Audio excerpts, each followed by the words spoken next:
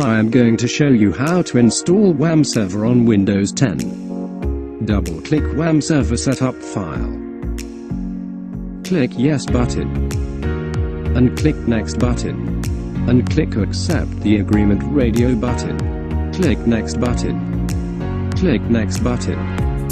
If you want a desktop shortcut, can you click Option button. Click Next button. Click Install button.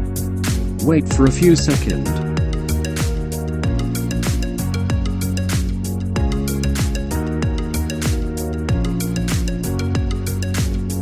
You can select Choose Web Browser.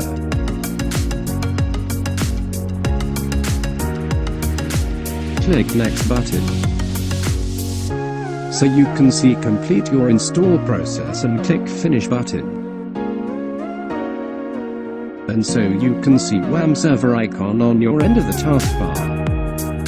You can see the WampServer icon green color.